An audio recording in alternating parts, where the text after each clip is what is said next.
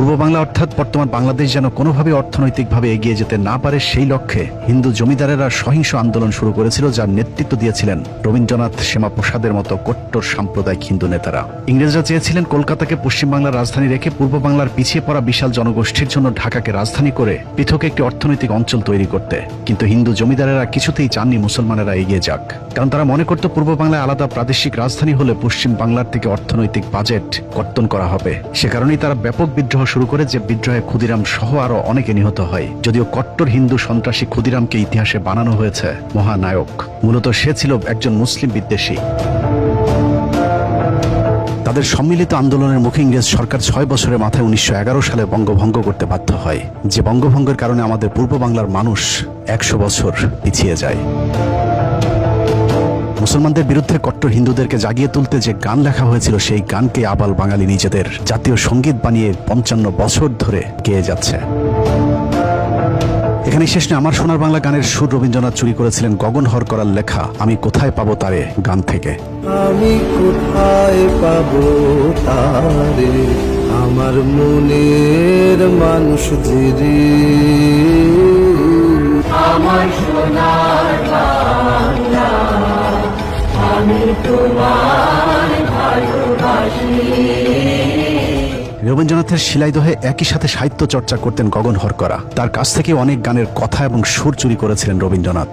যে তোমায় ছাড়ে ছাড়ে আমি তোমায় ছাড়বো না। আমার সোনার বাংলা গানের মতো রবীন্দ্রনাথের যে তোমায় ছাড়ে ছাড়ো গানের সুরও গগন হরকরার ওমন আশার মায়ায় ভুলে রবে গানের সুর থেকে চুরি করা।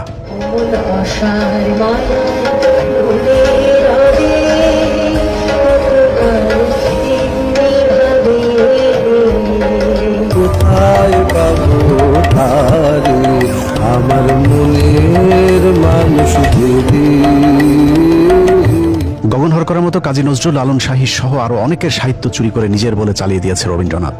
অনেকেই মনে করেন কাজী নজরুল ইসলামের শেষ বয়সে কথা বলতে না পারার পেছনেও রবীন্দ্রনাথের হাত রয়েছে। রবীন্দ্রনাথের বোনকে কাজী নজরুল ইসলামের পেছনে লেলিয়ে দিয়ে কাজী নজরুলের অনেক সাহিত্যকর্ম চুরি করেছিলেন রবীন্দ্রনাথ, যেটাকে পরবর্তীতে তিনি নিজের নামে চালিয়ে দিয়েছেন। কাজী নজরুল যেহেতু শেষ বয়সে কথা বলতে পারেননি, যে কারণেই এসবের বিরুদ্ধে কোনো প্রতিবাদ করতে পারেননি আমাদের জাতীয় কবি কাজী নজরুল ইসলাম।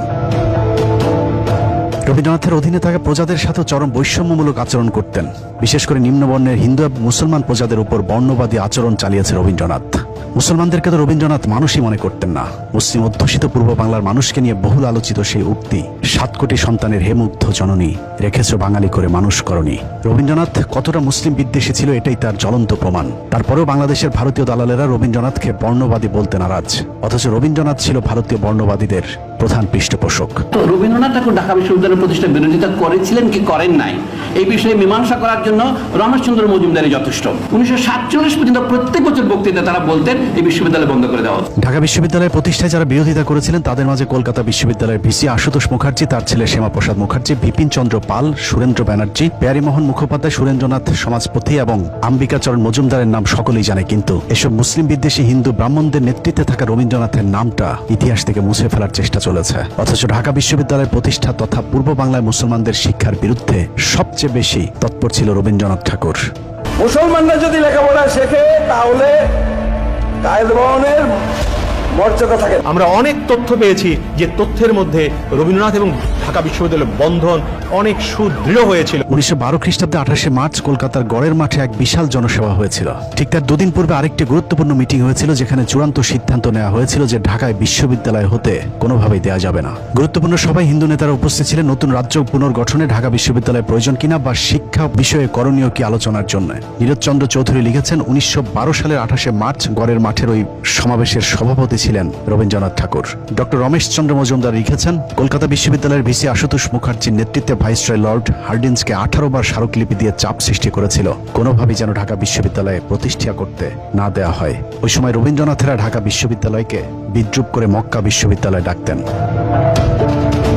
জীবন্ত কিংবদন্তি ভারতের বিখ্যাত ইতিহাসবিদ সুকৃতি রঞ্জন বিশ্বাসের সরাসরি বক্তব্যই দিয়েছেন পতিতা ব্যবসায়ী রবীন্দ্রনাথ কতটা সাম্প্রদায়িক ছিলেন। গড়ের মাঠে সেই মিটিং এর থেকে অনেক বড় ডায়াস হলো, যার সভাপতি হলেন বিশ্বকবি রবীন্দ্রনাথ ঠাকুর। সেখানে প্রস্তাব পাস হচ্ছে ঢাকাতে যেন বিশ্ববিদ্যালয় ইংরেজ গভর্নমেন্ট না করে 18 বার স্মারকলিপি দিয়েছিল যাতে ঢাকাতে ইউনিভার্সিটি না। এসব প্রমাণের বিরুদ্ধে অবশ্য সোনাগাছিতে জন্ম নেওয়া বাংলাদেশি রাজনীতিবিদ, পেশাজীবী, বুদ্ধিজীবীরা কাউন্টার ন্যারেটিভ তৈরি করেছেন। তাদের মতে রবীন্দ্রনাথ ছিল অসাম্প্রদায়িক, শিক্ষানুরাগী, সার্বজনীন একজন কবি।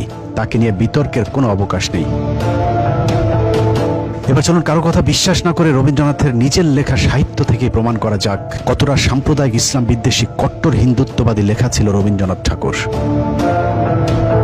রবীন্দ্রনাথ তার হিন্দু ধর্মের গুণগান করে লেখালেখি করলেও সবসময় ইসলামের বিরুদ্ধে চরম অবমাননাকর লেখালেখি করতেন। রবীন্দ্রনাথের বীরগুরু প্রবন্ধে ইসলাম ধর্মকে চরমভাবে কটাক্ষ করা হয়েছে। হযরত মুহাম্মদ সাল্লাল্লাহু আলাইহি সাল্লাম এবং গোবিন্দকে তুলনা করতে গিয়ে রবীন্দ্রনাথ লিখেছেন, ঈশ্বরের কাছে প্রার্থনা করিবার সময় মোহাম্মদ নিজের নাম উচ্চারণ করিতে আদেশ করিয়া গিয়াছেন, অথচ গোবিন্দর প্রশংসা করে লিখেছেন, গোবিন্দ ধর্মপ্রচার পুণ্যের জন্য, বিস্তার ও পাপের বিনাশ সাধনের জন্য আসিয়াছেন। অন্যান্য মানুষ যেমন, তিনিও তেমনই একজন মানুষ। তিনি পিতা পরমেশ্বরের দাস, এই পরমাশ্চর্য জগতের একজন দর্শক মাত্র। তাকে ঈশ্বর বলিয়া যে পূজা করিবে, নরকে তাহার গতি হইবে।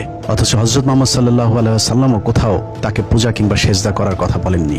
সেজদা একমাত্র মহান আল্লাহর প্রতি। তারপরেও রবীন্দ্রনাথ হযরত মুহাম্মদ সাল্লাল্লাহু আলাইহি ওয়াসাল্লামকে চরমভাবে অপমান করে কথা বলেছেন। এছাড়া রবীন্দ্রনাথ লিখেছেন, জবনদের মুখে আল্লাহু আকবার ধ্বনি আসছে, আর অন্যদিকে আর্য যোদ্ধারা হিন্দুস্তান রক্ষা করতে তাদের বিরুদ্ধে যুদ্ধ করছে। রবীন্দ্রনাথ মুসলমানদেরকে কতটা ঘৃণা করত তার লেখাতেই ফুটে উঠেছে। মুসলমানদেরকে এখানে জবন বলা হয়েছে, জবন অর্থ বর্বর। এছাড়া আল্লাহর নামটাও বিকৃতভাবে লিখেছে পতিতা ব্যবসায়ী রবীন্দ্রনাথ। অথচ হিন্দুস্তান রক্ষাকারী অর্থাৎ হিন্দুদেরকে আর্য যোদ্ধা হিসেবে উল্লেখ করেছে তিনি। রবীন্দ্রনাথ মূলত ভারতের মুসলিম শাসনের বিরুদ্ধে সাম্প্রদায়িক এই লেখাটি লিখেছেন। যদিও রবীন্দ্রনাথের পুরো সাহিত্য জীবনে ইংরেজ শাসনের বিরুদ্ধে একটি অক্ষরও লেখা নেই। যেখানে আমাদের জাতীয় কবি ইংরেজদের বিরুদ্ধে লেখালেখি করতে কারাভোগ করেছিলেন, কারাগারে বসেই তিনি লিখেছিলেন, কারারই লৌহ কপাট। প্রায়শ্চিত্ত নাটকে রবীন্দ্রনাথ লিখেছেন, খুন করাটা যেখানে ধর্ম সেখানে না করাটা পাপ। এটা শিখতে তোমার বাকি আছে যে মুসলমান আমাদের ধর্ম নষ্ট করছে, আর যারা মিত্র তাদের বিনাশ না করাই অধর্ম। বেদ, ব্রাহ্মণ, রাজা ছাড়া আর কিছু নাই ভবে পূজা করিবার, এই কটি কথা যেন মনে সার, ভুলিনি আমি কথা হবে। অর্থাৎ পৃথিবীর একমাত্র হিন্দু ধর্মই সঠিক ধর্ম, তাদের ব্রাহ্মণ রাজাই একমাত্র পূজার যোগ্য। এক কথায় বললে রবীন্দ্রনাথ ছিল শুধুমাত্র মুসলিম বিদ্বেষী। রবীন্দ্রনাথের জীবদ্দশাতেই তার বিরুদ্ধে সাম্প্রদায়িকতার অভিযোগ উঠেছিল। বিশেষ করে মুসলিম বিদ্বেষের বিষয়টি পরিষ্কারভাবে ফুটে উঠেছিল এবং রবীন্দ্রনাথ নিজেই হিন্দুত্ববাদীদের কবি হিসেবে নিজেকে পরিচয় দিতে গর্ববোধ করতেন। তিনি লিখেছিলেন, মুসলমান বিদ্বেষ বলিয়া আমরা আমাদের জাতীয় সাহিত্য বিসর্জন দিতে পারি না। মুসলমানদের উচিত নিজেদের জাতীয় সাহিত্য নিজেদেরই সৃষ্টি করা। রবীন্দ্রনাথ জীবিত থাকতেই তার সাহিত্য মুসলমানদের জন্য নিষিদ্ধ করে গিয়েছিলেন, যদিও সেই সাহিত্য এখন আমাদের মুসলমানদেরকে নানাভাবে গেলানোর চেষ্টা করা হচ্ছে। কবি মোতাহার হোসেন চৌধুরী শান্তিনিকেতনে রবীন্দ্রনাথকে জিজ্ঞেস করেছিলেন, আপনার লেখা ইসলাম এবং বিশ্বনবী সম্পর্কে কোনো প্রশংসা নেই কেন? উত্তরে রবীন্দ্রনাথ বলেছিলেন, কোরআন পড়তে শুরু করেছিলাম, কিন্তু বেশি দূর এগোতে পারিনি, আর তোমাদের রাসূলের জীবন চরিত্র ভালো লাগেনি। ইংরেজদের 200 বছরের ইতিহাসে ব্রিটিশ বিরোধী সংগ্রামে মুসলমানরা প্রতিটি আন্দোলনের নেতৃত্ব দিয়েছেন। অন্যদিকে রবীন্দ্রনাথের মতো ব্রাহ্মণ শ্রেণী ইংরেজদের পা চেটে জমিদার তন্ত্র টিকিয়ে রেখেছেন।